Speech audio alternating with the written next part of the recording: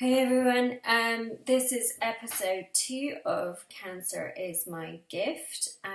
So it has been what feels like forever since I did episode 1. And partly that's because I did episode 1. It was a bit of a cleansing process, for me in terms of voicing what was going on, announcing that I had cancer, and informing friends and family and doing something creative from a very difficult situation. And then what happened was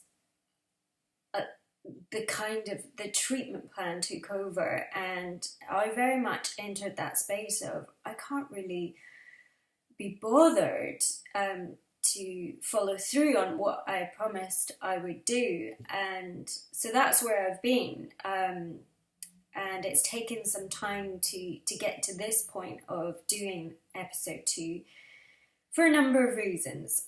So there was a lot happening. I was still having scans. I was preparing for my first chemo.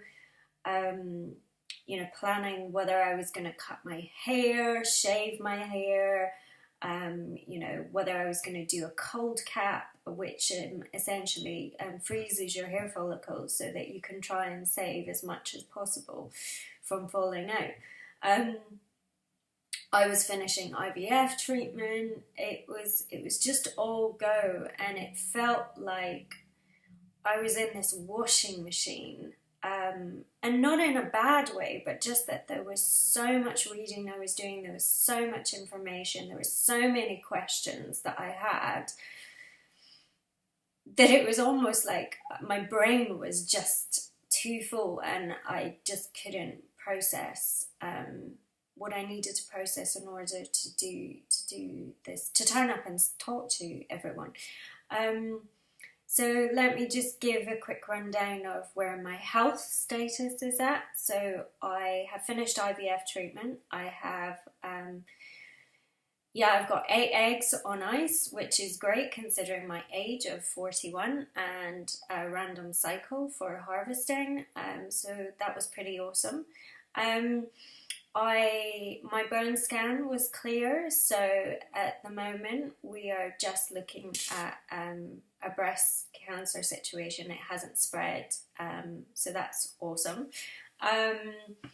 What else has been happening? I have been, as I said, reading a lot, exploring a lot, exploring, more about how cancer is my gift. And I suppose that's a good place to start for episode 2, is where am I now? Because as I said in episode 1, everything is temporary, and what I've encountered in the month plus that has taken place since I did the last episode is I've been much more emotional, so I've been crying more, which is awesome. I didn't expect it, because in a way I wasn't crying because I was sad or depressed. I was just crying because everything made me emotional. And so I've been kind of welcoming that in rather than resisting it and pushing it away and feeling like I'm not strong because I'm crying. What else?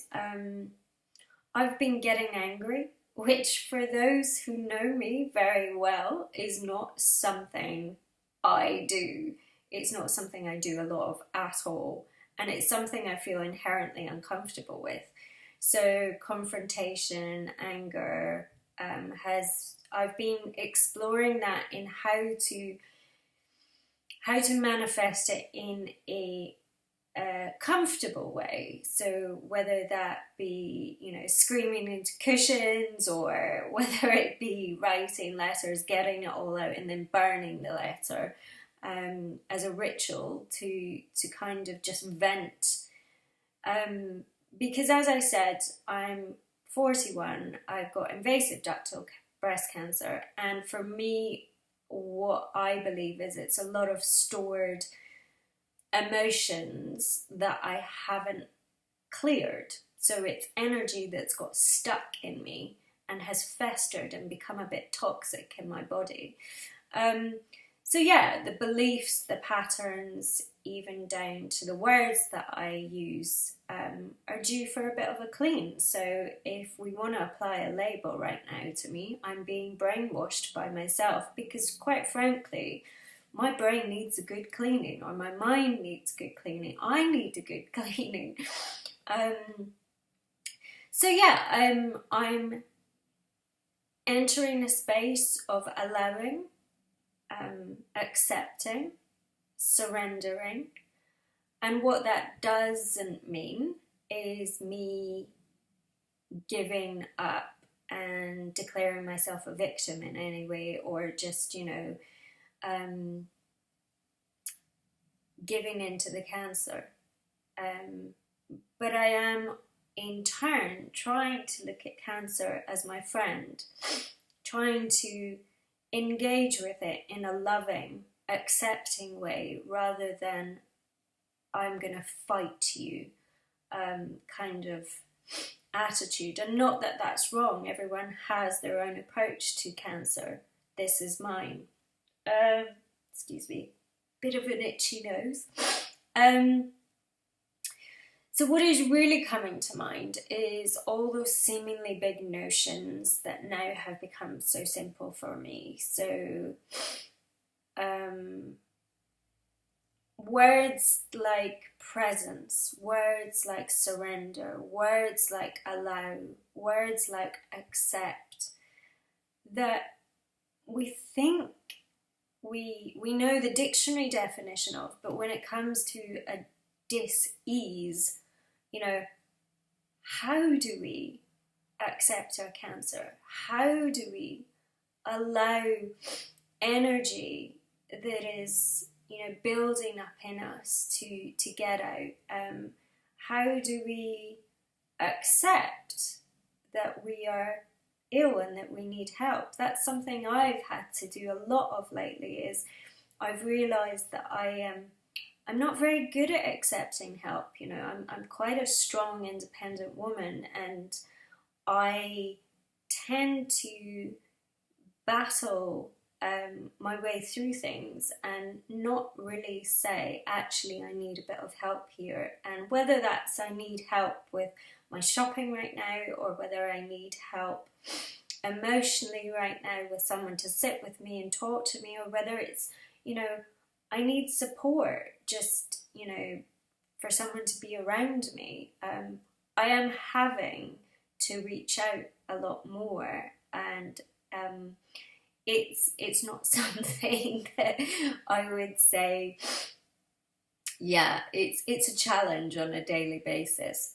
But the topic for me was all about self-love. So what am I doing about that? Well, I'm falling in love with myself slowly. And that manifests in different ways. So as I said before, that manifests in me getting to know my anger. That manifests in me, focusing in on myself much more so than, those people around me that I often give to.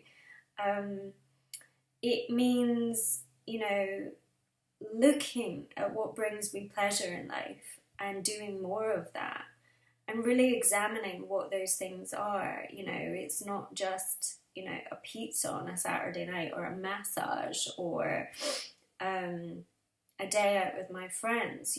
What is it that keeps me fulfilled? And interestingly enough, what I've found as part of this process is what keeps me fulfilled right now is 0.0. And by 0.0, what I mean is an empty mind, where my monkey mind is not chitter-chattering all the time, or I'm not engaging with it in that way.